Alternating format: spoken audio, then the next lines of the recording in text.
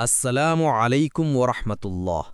আপনি কি কখনো ভেবেছেন আপনার স্ত্রী আপনার সন্তানের মা, যার জন্য আপনি রাত দিন পরিশ্রম করছেন, সে অন্য কারো সাথে ফোনে কথা বলছে বা গোপনে অন্য কারো সাথে দেখা করছে?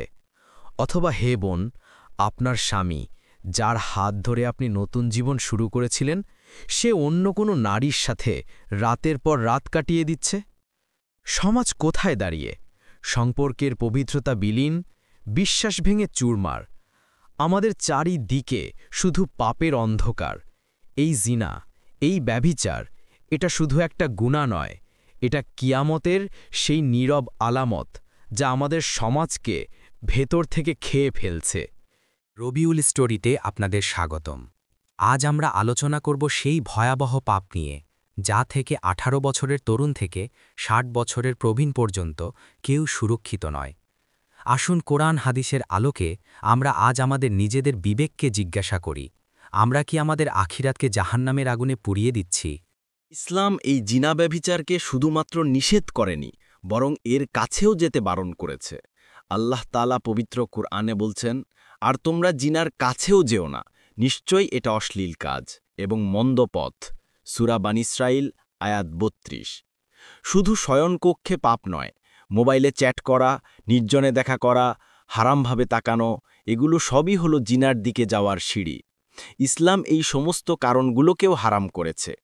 আমাদের প্রিয় নবী সাল্লাল্লাহু আলাইহি ওয়াসাল্লাম বলেছেন, চোখের জিনা হলো দেখা, মুখের জিনা হলো কথা বলা, আর অন্তরের জিনা হলো কামনা করা। সাহিহ বুখারী ৬৬১২। প্রিয় ভাই ও বোনেরা, জিনা আজ মহামারীর মতো ছড়িয়ে পড়েছে। কেন? কারণ এটি হলো কিয়ামতের অন্যতম প্রধান আলামত।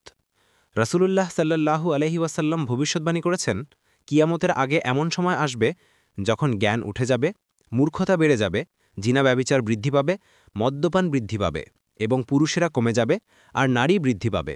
সাহিহ বুখারী। দেখুন, আজকের সমাজে এর প্রতিটি আলামত বিদ্যমান, বাস্তবতার সাথে সংযোগ। গ্রামে শহরে প্রকাশ্যে গোপনে, বিবাহিত অবিবাহিত নির্বিশেষে এই পাপ যেন আজ স্বাভাবিক হয়ে যাচ্ছে। আমরা কি আল্লাহর কঠিন শাস্তির কথা ভুলে গেছি? জিনা শুধু দুনিয়াতে অপমান আনে না, বরং আখিরাতে এর শাস্তি ভয়াবহ। বিবাহিত জিনাকারীর শাস্তি হল পাথর মেরে হত্যা করা বা রজম, আর অবিবাহিত জিনাকারীর জন্য রয়েছে ১০০ বেত্রাঘাতের বিধান। আমরা তো শাস্তি থেকে পালাতে পারলেও আল্লাহর পাকড়াও থেকে কিভাবে বাঁচব?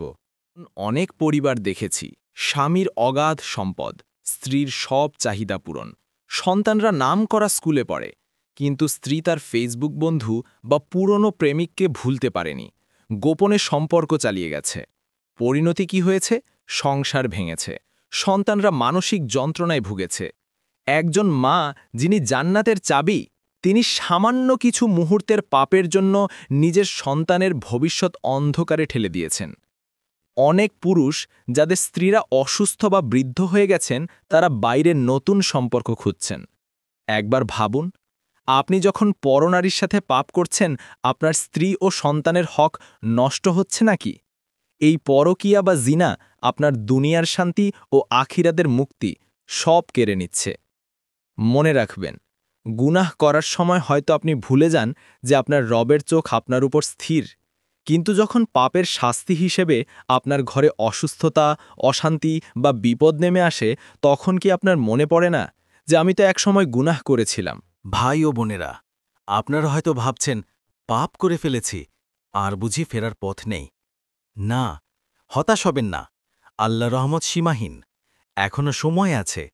আজই আপনার সেই হারাম সম্পর্ক, সেই গোপন চ্যাট, সেই অশ্লীলতা সব কিছু বন্ধ করুন। আল্লাহর কাছে চোখের পানি ফেলে তওবা করুন, তিনি গাফুরুর রাহিম। একজন আলেম বলেছেন, আল্লাহর দরবারে কেউ যদি সত্য সহকারে তওবা করে, আল্লাহ সেই পাপ এমনভাবে মুছে দেন যেন সে পাপ কখনো করেইনি। আপনি বাঁচতে চান নাকি ধ্বংস হতে? সিদ্ধান্ত আপনার। দুনিয়া ক্ষণস্থায়ী, নিশ্চিত মৃত্যু আপনাকে গ্রাস করবেই। কাল কেয়ামতের দিন যখন আল্লাহ আপনাকে জিনার জন্য পাকড়াও করবেন, তখন আপনার স্মার্টফোন, আপনার বন্ধু, আপনার অবৈধ সঙ্গী কেউ আপনাকে বাঁচাতে পারবে না।